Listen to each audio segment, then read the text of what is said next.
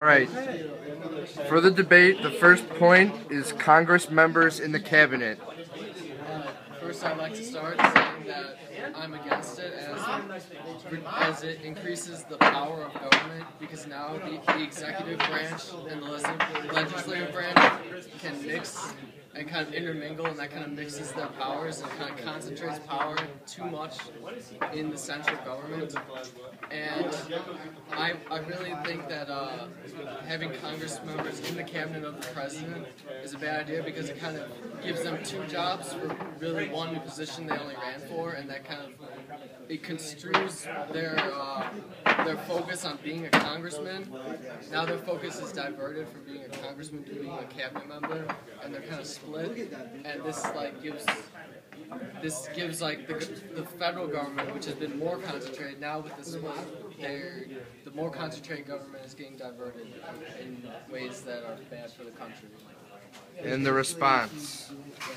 We think it's good because it provides a direct line between the legislative and executive branch, and the president has somebody in his close cabinet that is present for all Congress sessions, and it can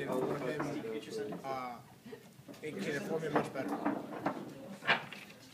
End of first argument. Second topic of discussion, limiting tax collections. Alright, so essentially, lowering taxes, you will lower the power of government's not getting as much income, so you're lowering the power of government, not making it as powerful as it is now. And so you're creating a limited government, which is what people strive to create. Response. You're opposed to limiting taxes. This is due to the fact that if we limit taxes, there's less regulation, and the government is fine the way it is right now. Third topic of discussion, presidential dissolution of Congress and special elections.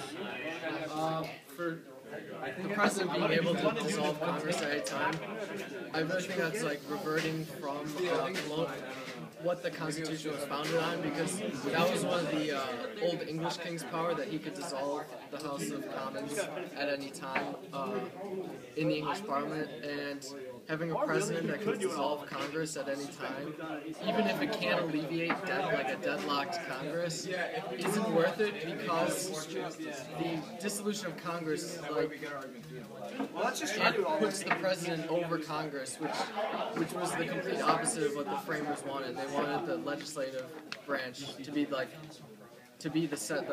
most powerful branch, and making the president be able to dissolve Congress at any time puts the president over the Congress. And just this whole proposition kind of undoes what the founders intended. Response. While potentially harmful, the president being able to dissolve Congress will be a positive thing, and it will support large government, because if you can dissolve Congress, that acts as another veto power and adds checks and balances to the system. Fourth topic of discussion, requiring a balanced budget. So for us as small government, we like to balance the budget. It's important to balance the budget so you don't let the government get too big, out of control with its spending. This will limit government, which it's not today like that, because now we're like 16 trillion in debt, which is why the country is not as good as it should be. Balancing the budget will it's a checks and balances on the government, and just it's important to balance it. Don't want to get too big. We're opposed to requiring a balanced budget.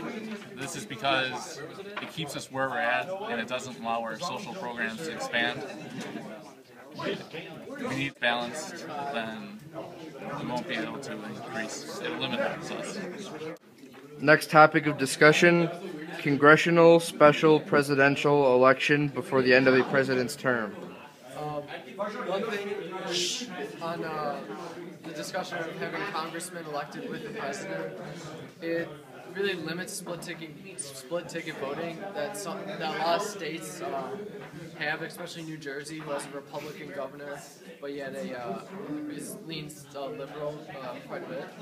This limits those states from being able to kind of split their ticket, because if they're voting all Democrat or all Republican because they'll match it with the president they vote for, this kind of limits the people into their choices with voting, because at the federal level, people could like a liberal standpoint, but at the state level they could prefer a more conservative standpoint. And having congressmen which represent the state, and having the president, which is the figurehead of the government, the executive branch member, having them intertwine has negative implications for people that find the two views to be good at the different levels of government. The response? As large government supporters, we would support having both the president and the congressman on the same ticket, because that would increase party identification, which we also support. Also, it would provide a lot of cooperation between the president, who represents the whole country, and a representative or a senator who represents a state. It would provide cooperation between those two branches. Next topic of discussion, presidential line item veto. Alright, so giving the president this power gives government too much power, which we're not in favor of, because the president can just pick and choose through the whole bill what to keep, what not to keep. So essentially the president is crafting his own bill, and that's just too much power that's just giving too much power to government. All right, thank you. The response.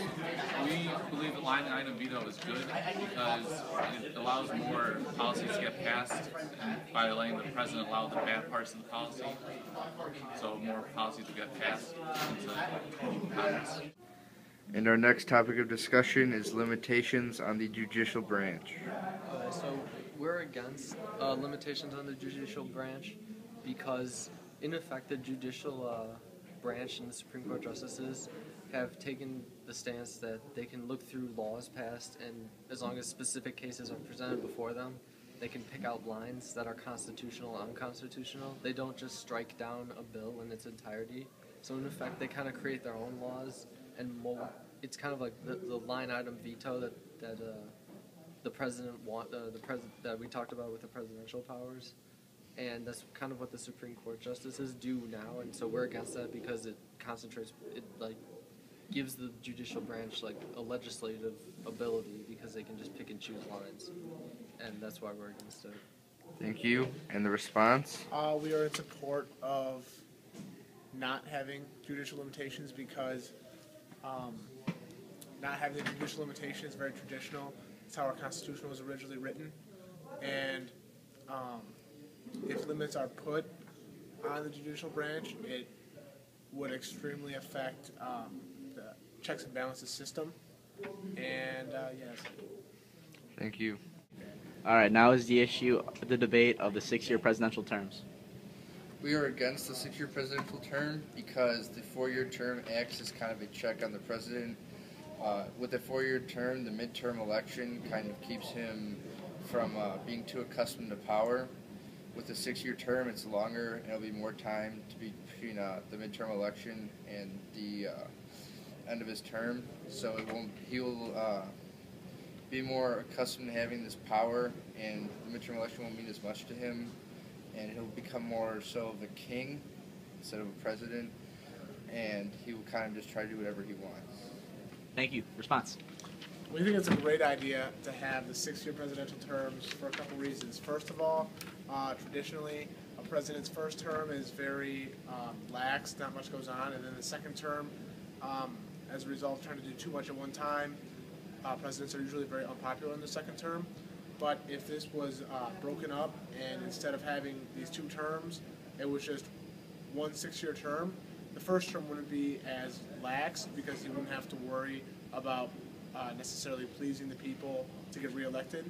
He'd already have his 6-year term, and that would be it. So we think that would be good, because he could get more done right away, and then not have to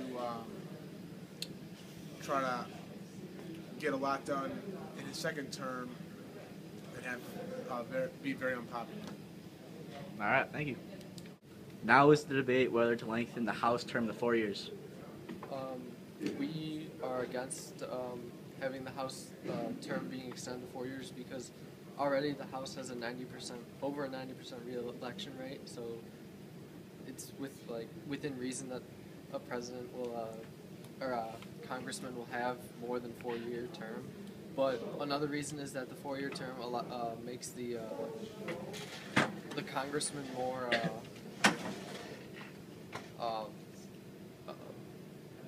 it removes him more from the people, and like with having the 2 year terms, it kind of keeps the congressman rotating and like just keeps them bound to the people's interests, which is what the House of Congress is supposed to do. It's supposed to mimic the House of Commons in Parliament, and that's just the House of Representatives is supposed to be like the voice of the people, the direct voice of the people, and the 2 year terms keeps that rotating. So that's All right, thank you. Response. We believe the House term should be increased to 4 years. This is because in 2 years the House really doesn't get much done, doesn't have the time to get involved with its representatives. In 4 years it will be able to pass laws and it won't be limited by the short terms. All right, thank you.